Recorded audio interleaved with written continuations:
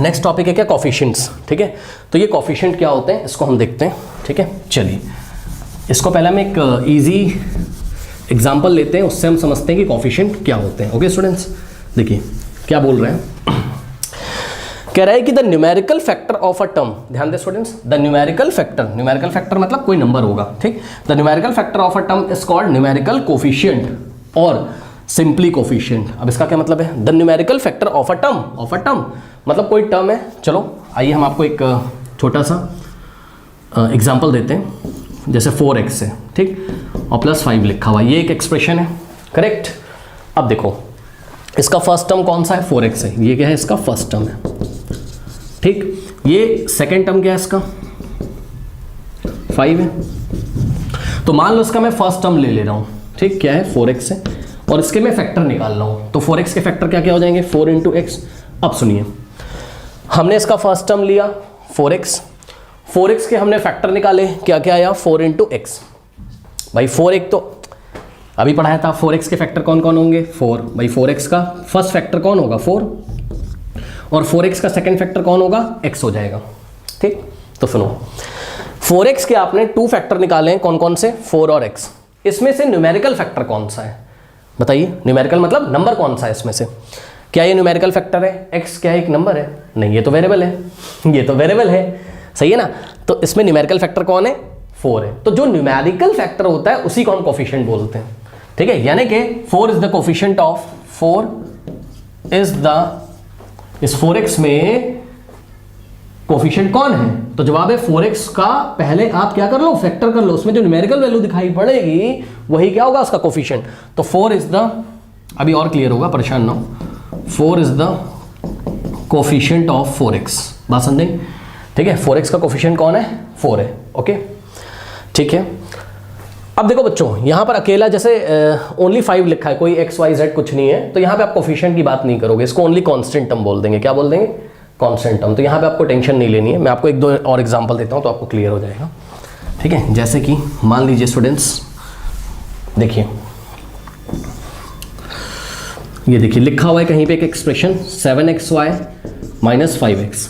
ठीक, अब इसमें फर्स्ट टर्म ले लो 7xy और 7xy का फैक्टर करो, क्या होगा 7 × x × y। ठीक, तो 7xy का फैक्टर कौन कौन हो गया, 7 हो गया, x हो गया, y हो गया।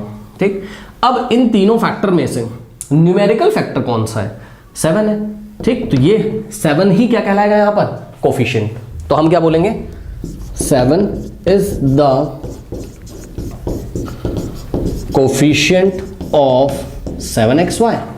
बस समझ गए, यही बात लिखी है, the numerical factor of a term is called numerical coefficient, और सिंपली इसको हम कोफिशिएंट, या तो इसको न्यूमेरिकल कोफिशिएंट बोल दो या तो ओनली कोफिशिएंट बोल दो बस। ठीक है, तो न्यूमेरिकल कोफिशिएंट बहुत बड़ा शब्द है, तो हम नॉर्मली हम इसको क्या बोलते हैं कोफिशिएंट बोलते हैं। ओके, नाउ जैसे इसका सेकंड टर्म देखिए -5x है। ठीक, इसका सेकंड टर्म क्या है -5x है। ओके, सो यहाँ से क्या आ जाएगा स्टूडेंट्स, -5x के फैक्टर -5 × x। अब देखो बच्चों, यहाँ पर न्यूमेरिकल फैक्टर कौन है, न्यूमेरिकल मतलब वो पॉजिटिव न्यूमेरिकल वैल्यू भी हो सकती है, नेगेटिव भी, मतलब पॉजिटिव नंबर भी हो सकता है और नेगेटिव नंबर भी हो सकता है। ठीक, तो इस बार -5 है, न्यूमेरिकल वैल्यू क्या है -5 है, तो हम क्या बोलेंगे -5 इज द कोफिशिएंट ऑफ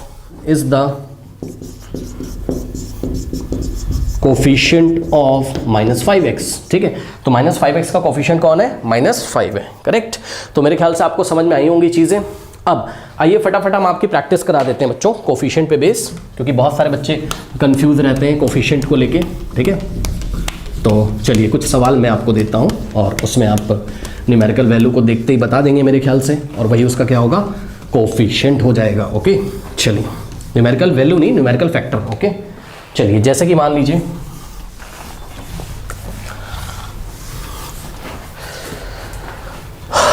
देखिए, मान लीजिए हमने एक आपको क्वेश्चन दिया, लेट अस से 5x² y² + 3xy - 5y। ठीक, चलो बताओ, ये फर्स्ट टर्म है, फर्स्ट टर्म का कोफिशिएंट कौन है दिख रहा होगा, फर्स्ट टर्म का कोफिशिएंट कौन है 5 है। भाई 5 ही तो न्यूमेरिकल वैल्यू है ना, तो 5 is the coefficient of first term. ठीक, लिख दूं मैं यहाँ पे 5 is the coefficient of first term क्या है आपका, ये वाला पूरा है ना, 5x² y²। अब कुछ बच्चे बोलेंगे सर करके दिखा दो कैसे किया आपने। तो बच्चों इस तरीके से किया कि 5x² y² को आप क्या लिख सकते थे, 5 × x² का मतलब होता है x × x, ओके याद रखिएगा, x² का मतलब x × x, y² का मतलब y × y, करेक्ट। तो देखिए बच्चों यहाँ पर न्यूमेरिकल फैक्टर कौन है, 5 है, तो 5x², 5 ही ये 5 जो है 5 ही 5x² y² का फैक्टर हो जाएगा, सॉरी 5 ही 5x² y² का कोफिशिएंट हो जाएगा, ओके। तो 5 is the coefficient of 5x² y², ठीक। इसी तरीके से सेकेंड टर्म जो है उसमें कोफिशिएंट कौन है बताइए, 3, ठीक है। सो 3 इज द कोफिशिएंट, शॉर्ट में लिख दे रहा हूँ समझ जाना, ठीक है। 3 is the coefficient of what, 3xy, सही है ना। अब कुछ बच्चे बोलेंगे कैसे किया, तो 3xy को लिखा is equals to 3 × x × y। मेरे ख्याल से समझ में आ गया होगा आप लोगों को। 3 यहाँ पर न्यूमेरिकल फैक्टर है, x और y तो वेरिएबल वाले फैक्टर हैं, ठीक।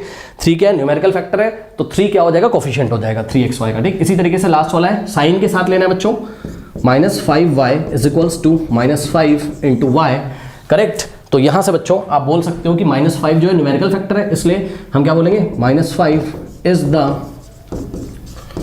Coefficient of -5y, correct. तो आई थिंक आपको बच्चों समझ में आया होगा, ठीक है। ये सारी चीज़ें आप लोग नोट कर लीजिए।